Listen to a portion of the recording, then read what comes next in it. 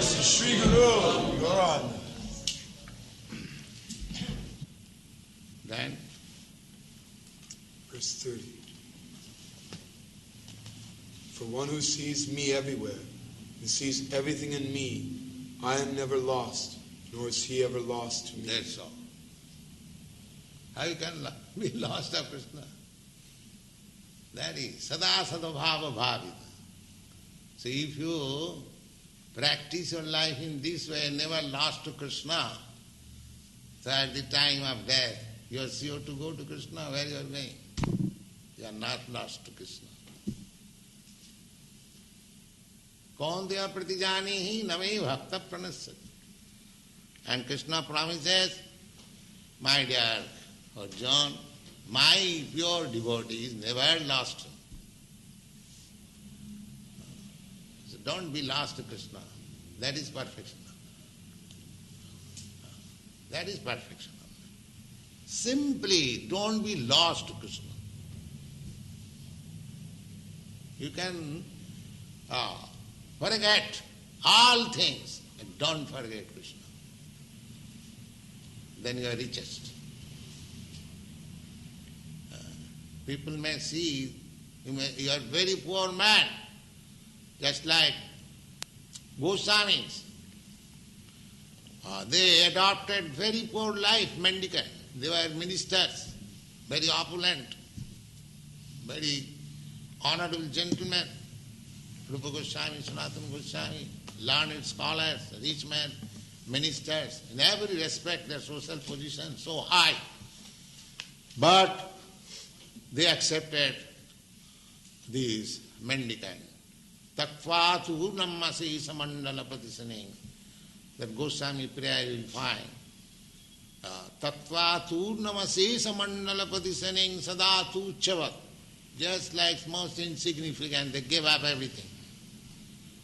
Bhutva dina ganesako karunaya kopina kanthasito. Kopina kanthasito, just one underwear and loin cloth, that's all. They become accepted the poorest way of life. But how they could live? If a very rich man accepts such poor condition of life, he cannot live. We have seen it. If one is habituated to high standard of life, if you immediately lower his standard of life, he cannot live. But they lived very happily. Wow! That is stated. Gopi bhavarasa dilahari kallula magno moho bande rupa sanatana ravijigo sri jivago. They were richest by dipping themselves in the ocean of loving affairs of the gopis. So, if you simply think of the loving affairs of the gopis for Kṛṣṇa, then you are not lost. There are so many ways. Don't be lost to Kṛṣṇa. Then you are successful. Then Kṛṣṇa will also not be lost and he will be not lost. God. Purport. A person in Krishna consciousness certainly sees Lord Krishna everywhere, and he sees everything in Kṛṣṇa. Such a person may appear to see all separate manifestations of the material nature, but in each and every instance he is conscious of Kṛṣṇa, knowing that everything is the manifestation of Krishna's energy. Now one who sees a tree, he is philosopher. Krishna consciousness, Krishna conscious person is philosopher. If he studies, what is this tree? He sees the tree is a material, it has got a material body, just like I have got this material body, but he is a living entity. Due to his past misdeeds, he has got such abominable body that he cannot move him. But his body is material, and material means the material energy.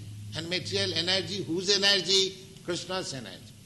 Therefore the tree has got Krishna connection.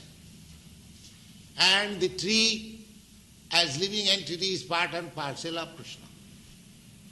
So in that way, if you discuss philosophy, Kṛṣṇa consciousness, you see, don't see the tree, you see Kṛṣṇa there. That is Kṛṣṇa consciousness. You don't see tree, you see Kṛṣṇa. That is Kṛṣṇa consciousness. So you have to practice like that. That is yoga practice. That is samadhi. Yeah, no. Nothing can exist without Kṛṣṇa, and Kṛṣṇa is the Lord of everything. This is the basic principle of Kṛṣṇa consciousness. Kṛṣṇa consciousness is the development of love of Kṛṣṇa, a position transcendental even to material liberation. This consciousness, this studying of the tree as Kṛṣṇa's energy, as part and parcel of Kṛṣṇa.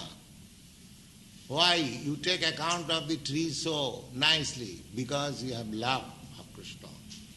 Just like you love your child and your child is away from your side, you find the shoes of your child. This is the shoe of my child. Do you love that shoe? No, you love that child.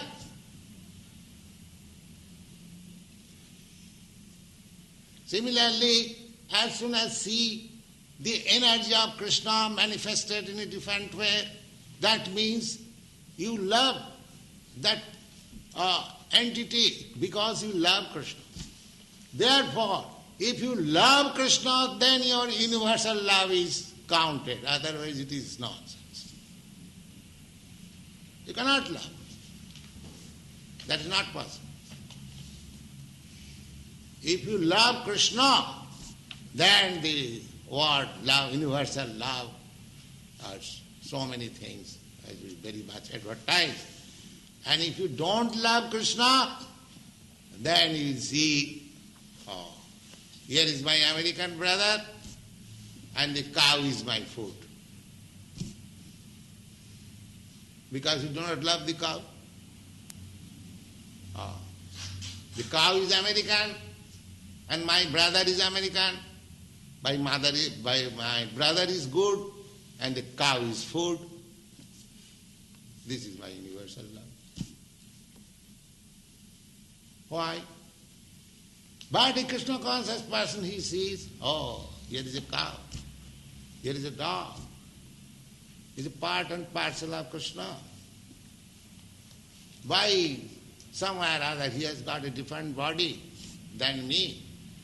But that does not mean he is not my brother. So how can I kill my brother?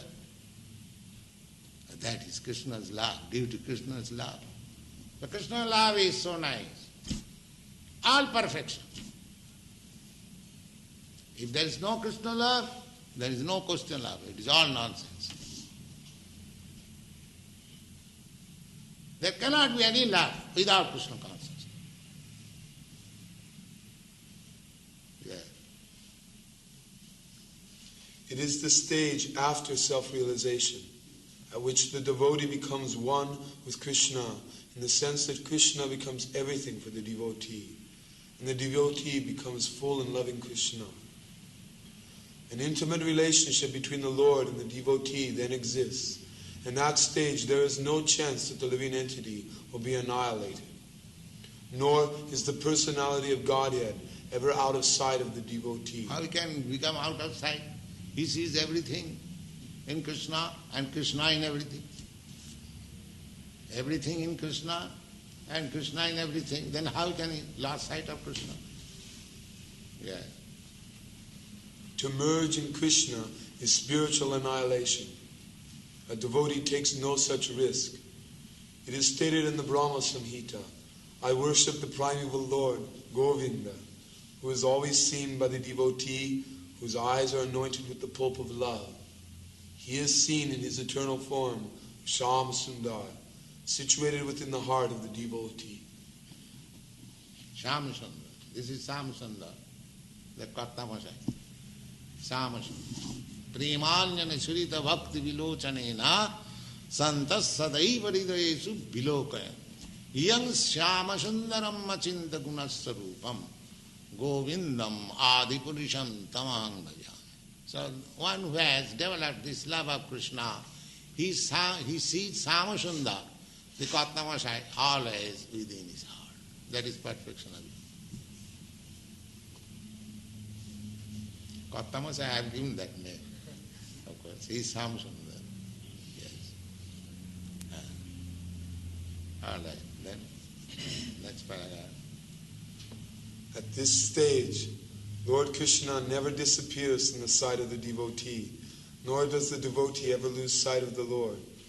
In the case of a yogi who sees the Lord as Paramatma, within the heart the same applies. Such a yogi turns into a pure devotee and cannot bear to live for a moment without seeing the Lord within himself. That's all.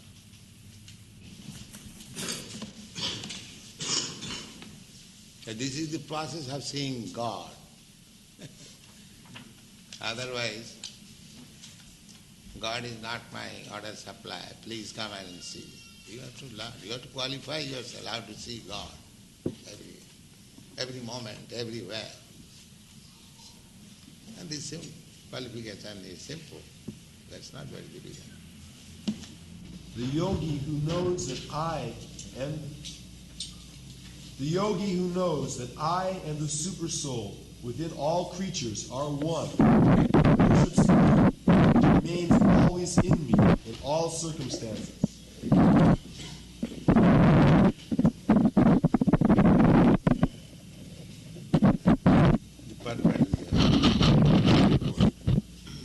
A yogi who is practicing meditation on the super soul within himself sees this plenary portion of Kṛṣṇa as Vishnu, with 4 hands holding conch shell, wheel, club, and lotus flower. This picture, Vishnu picture, that is the objective of concentration for the yogi. That is real yoga.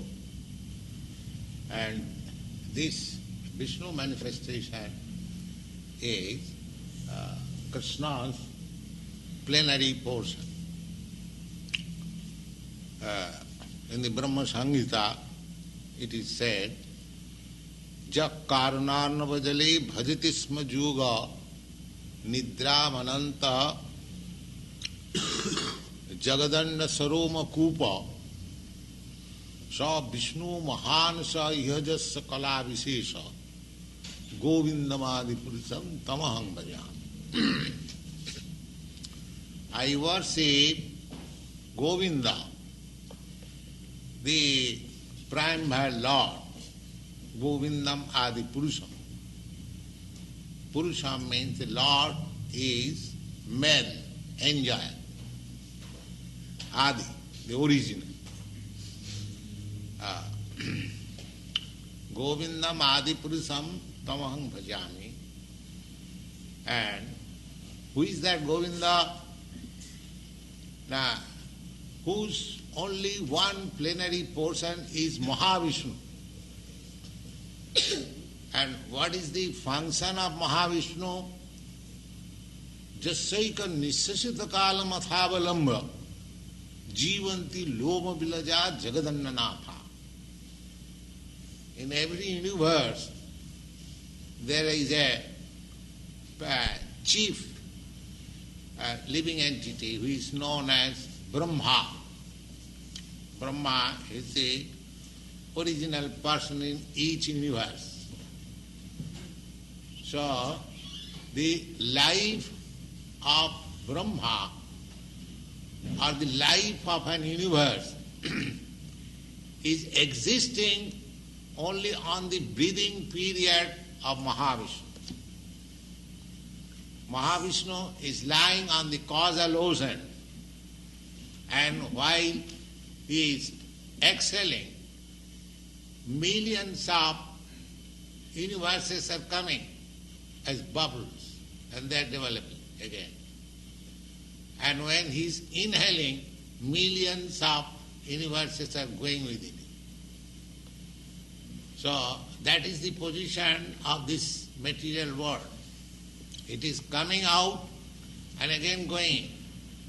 Bhutya bhutya praliyate. In the Bhagavad Gita also it is said that these material universes are being created at a certain period and again become annihilated. Now this creation and annihilation is depending on the exhaling and inhaling of Mahavishnu. Just imagine what is the caliber of that Mahavishnu. But that Mahavishnu is said here, Jassaika nissasita kalamathavalamba jivanti loma vilaja jagadandanatha Vishnu mahan sahiya jassa kalabhisesa. This Mahavishnu is plenary portion of the plenary portion of Kṛṣṇa. Kṛṣṇa is the original. Govindamadi Purusantama. So, this Mahavishnu again enters into each universe as Garbhodaksaya Vishnu. And from Garbhodaksaya Vishnu, there is Kṛṣṇa Vishnu. That Kṛṣṇa Vishnu is entering in the heart of every living entity. In this way, the Vishnu manifestation is all over the creation. So, the yogi's concentration of mind on this Vishnu form, that is explained. That Vishnu, who is all pervading, who is Ishara Sarva Bhutanam Riddesha Arjuna Tishtati. In the Bhagavad Gita you will find that Mahavishnu, that Kṛṣṇa Vishnu is sitting in everyone's heart. Now yogi has to find out where he is sitting and concentrate his mind there. That is the yoga process. Wow.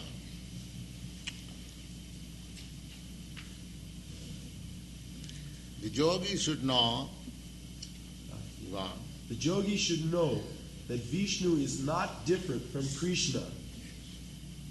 Kṛṣṇa in this form of supersoul is situated in everyone's heart. Furthermore, there is no difference between the innumerable supersouls present in the innumerable hearts of living entities. Nor is there a difference. The example, just like there is one sun in the sky, but if you keep on the earth millions of water pots, you will find in each water pot the reflection of the sun. Or another example, at noon time, you just inquire from your friend 10,000 miles away, where is the sun? He will say, on my head. So, millions and trillions of people will see sun on his head. But the sun is one. And the another example, the water pot, the sun is one, but if there are millions of water pots, you will find each pot the sun is reflected. Similarly, there may be innumerable living entities. There is no count. Jiva Jasankha. In the Vedic language, it is said that living entities, there is no count, innumerable. So similarly, Vishnu is, if a material thing like sun can be reflected in each and every water pot, so why not the Supreme Personality of Godhead Vishnu live in each and every one's heart? It is not difficult to understand. He is living. That is taken. And the yogi has to concentrate his mind on that Vishnu form. So, this Vishnu form is plenary portion of Kṛṣṇa. So, one who is engaged in Kṛṣṇa consciousness, he is already a perfect yogi. That will be explained. He is a perfect yogi. That will explain in the last verse of this chapter. Go on.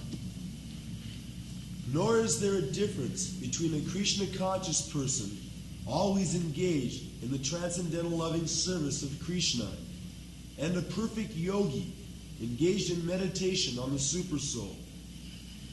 There is no difference. A yogi who is in samadhi, trance, with the Vishnu form, and a Krishna conscious person, there is no difference. Wow. The yogi in Krishna consciousness, even though he may be engaged in various activities while in material existence, remains always situated in Kṛṣṇa. A devotee of the Lord, always acting in Krishna consciousness, is automatically liberated. That we'll find in this Bhagavad Gita in the 12th chapter, that one who is mancha vyavicharini bhakti yogina je sevate sagunan samatitayetan brahma bhuyaya kalpate. It is said that one who is engaged in unalloyed devotional service unto me, he has already transcended the material modes of nature. Brahma bhuyaya kalpate. He is on the Brahma platform. That means liberated. To become liberated means to be situated on the Brahma platform. There are three platforms. The bodily platform or sensual platform, then mental platform, then spiritual platform. That spiritual platform is called Brahma platform. So, to become liberated means to stand on the Brahma platform. Conditioned soul, we are at the present moment, we are on the platform of this bodily concept of life, or sensual platform. Those who are a little above, they are on the mental platform, speculating, philosophers. And above this platform, there is Brahma platform. So, you will find in the Bhagavad Gita 12th chapter, or 14th chapter I think, that one who is in Krishna consciousness, he is already on the Brahma platform. That means liberated.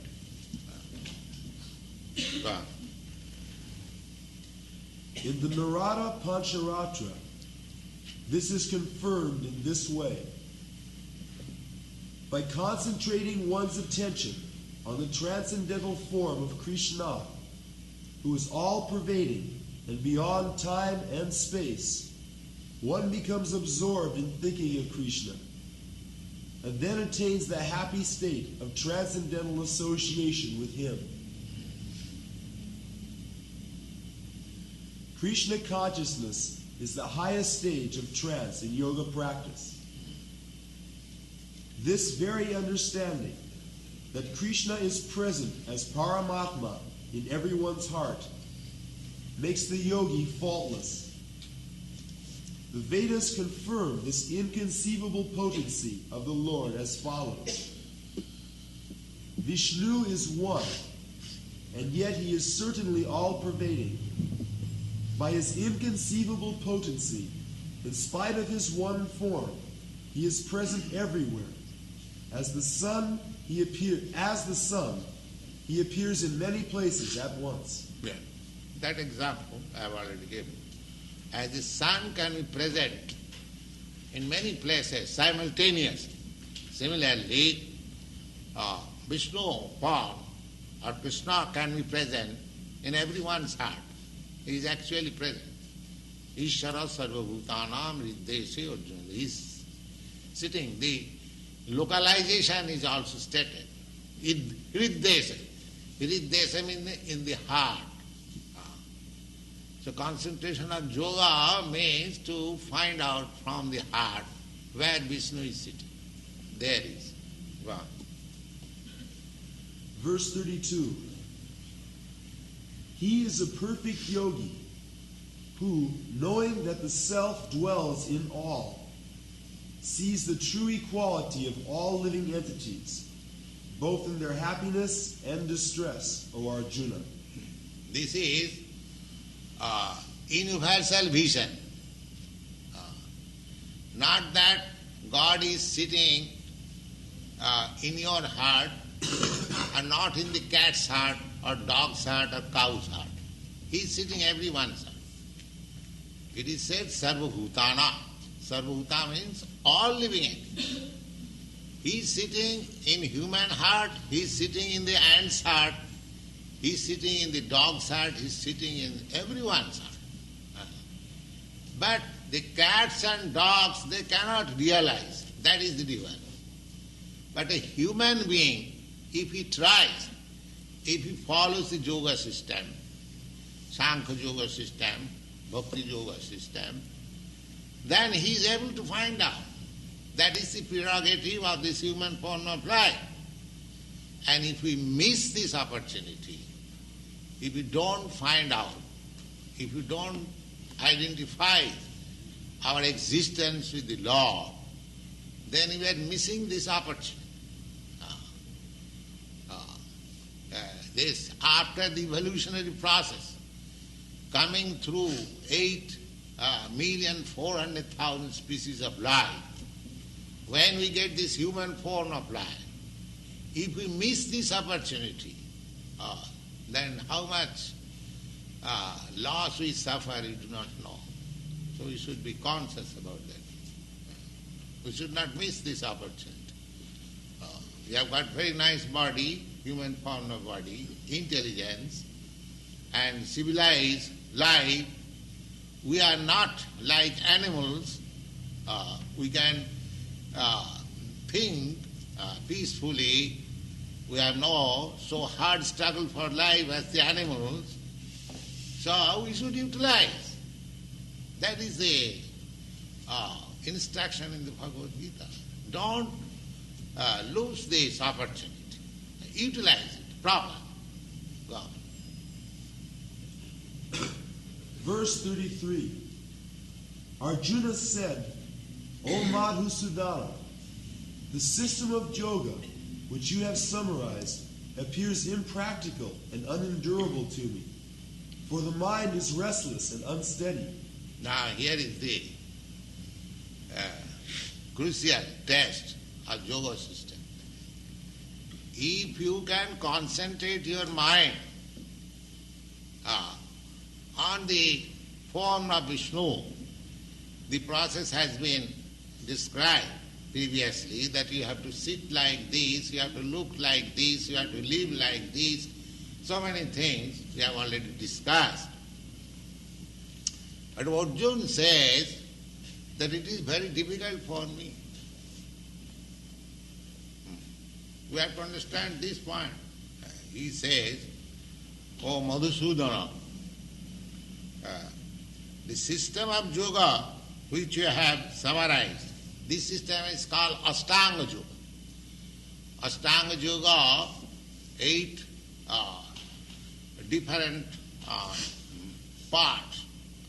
Yam Niyam, first of all, controlling the senses, following the rules and regulation, then practicing the sitting posture, then exercising the breathing process, then concentrate your mind, then be absorbed in the form. There are 8 processes, Ashtanga Yoga. So, Arjuna says, this Ashtanga Yoga system is very difficult. He says that impractical. Yes, not impractical. For him, it is not impractical. If it is impractical, then Kṛṣṇa would not have described and taken so much trouble. It is not impractical, but yes, what one thing may be impractical for me, but practical for you, that is a different thing. But generally, this system is impractical for ordinary common man.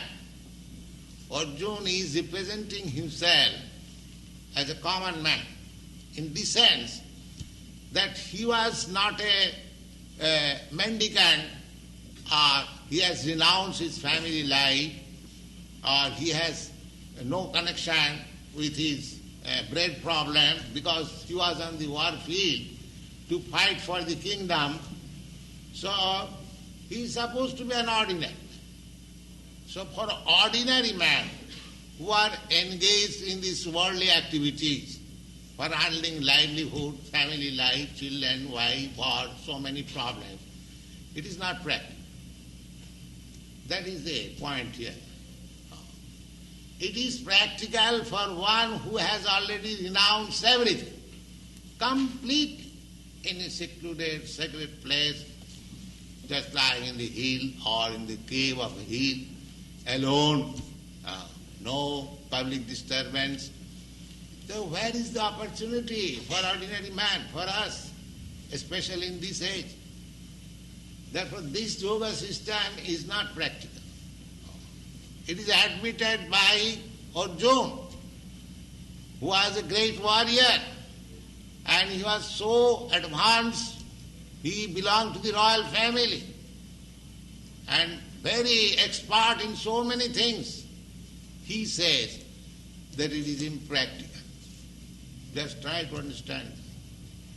And what we are in comparison to Arjuna, if we try this system, it is not possible. Failure is sure. Go on, reading the purport. The system of mysticism described by Lord Kṛṣṇa to Arjuna is here being rejected by Arjuna. Yes, rejected. Arjuna, yes. Out of a feeling of inability. It is not possible for an ordinary man to leave home and go to a secluded place in the mountains or jungles to practice yoga in this age of Kali. The present age is characterized by bitter struggle for a life of short duration. Yes. First of all, our duration life is very short. If you study the statistics, you can see your forefathers who lived for 100 years or 80 years, 90 years now, 60 years, 70 years, people are dying. Gradually, it will decrease. In this age, the memory, the duration of life, mercifulness, so many things will decrease. That is the symptom of this age. Wow. People are not serious about self-realization, even by simple practical means. What to speak of this difficult yoga system, which regulates the mode of living, the manner of sitting, selection of place, and detachment of the mind from material engagements. As a practical man, Arjuna thought it was impossible to follow this system of yoga. Yes. He was not prepared to become a pseudo-yogi, false, simply by practicing some gymnastics. He was not a pretender. He said that I am a family man, I am a soldier. No, it is not possible for him. He frankly admits he does not catch something which is impossible. That is simply useless waste of time. Why should one do that? Wow. Even though he was favorably endowed in many ways, he belonged to the royal family and was highly elevated in terms of numerous qualities. He was a great warrior. He had great longevity. Yes. One thing is the age. 5,000 years ago, when Arjuna was living, the longevity was very, very long. At that time, people used to live up to 1,000 years. Just like in the present age, the limit is 100 years. Similarly, in the Dwapara Yuga, the age limit was 1,000 years. And before that, in the Treta Yuga, the age limit was 10,000 years. And before that, in the Sattva Yuga, the age limit was 100,000 of years. So the age limit is decreasing. So even though Arjuna was at a time when people could live for 1,000 of years, still he thought that it is impossible. Wow. And above all, he was the most intimate friend of Lord Kṛṣṇa, the Supreme Personality of Godhead. 5,000 years ago, Arjuna had much better facilities than we do. Yet he refused this system of yoga. This system of yoga, this Ashtanga yoga, yes. In fact, we do not find any record in history of his practicing it at any time. Therefore, this system must be considered impossible, especially in this age of Kali.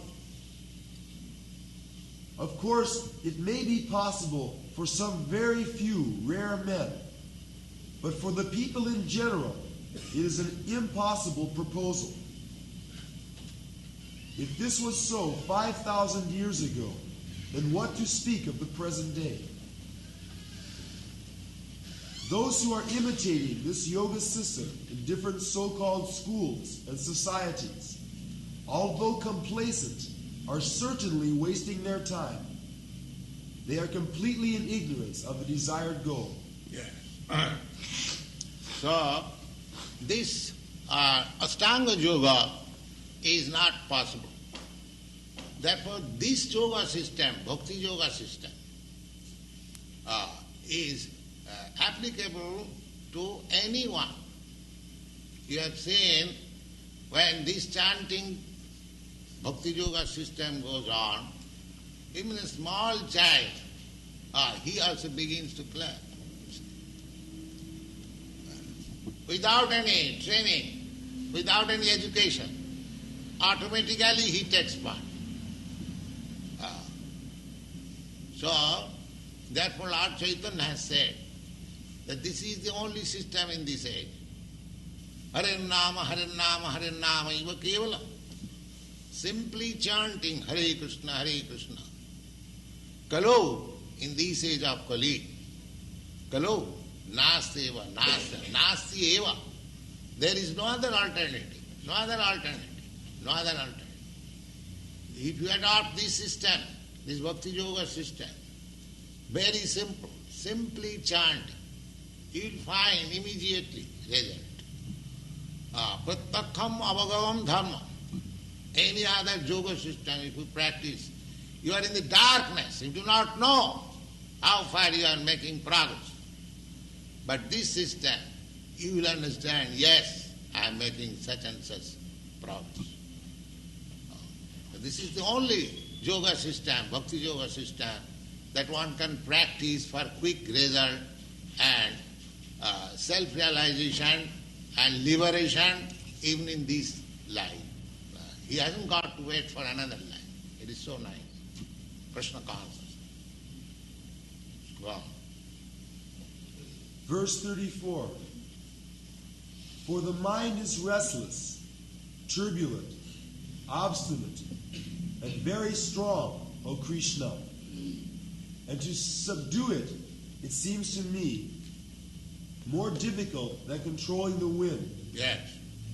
Even if you can control the wind, that is not possible.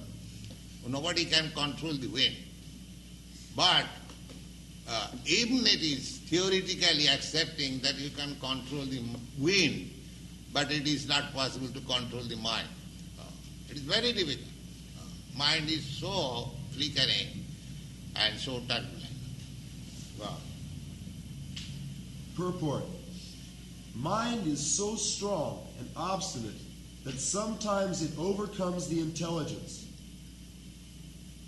For a man in the practical world who has to fight so many opposing elements, it is certainly very difficult to control the mind. Artificially, one may establish a mental equilibrium toward both friend and enemy. But ultimately, no worldly man can do so, for this is more difficult than controlling the raging wind. In the Vedic literatures it is said, the individual is the passenger in the car of the material body, and intelligence is the driver. Mind is the driving instrument, and the senses are the horses. The self is thus the enjoyer or sufferer in the association of the mind and senses. So it is understood by great thinkers. Intelligence is supposed to direct the mind, but the mind is so strong and obstinate that it surpasses even one's own intelligence. As an acute infection may surpass the efficacy of medicine. Such a strong mind is supposed to be controlled by the practice of yoga. But such practice is never practical for a worldly person like Arjuna.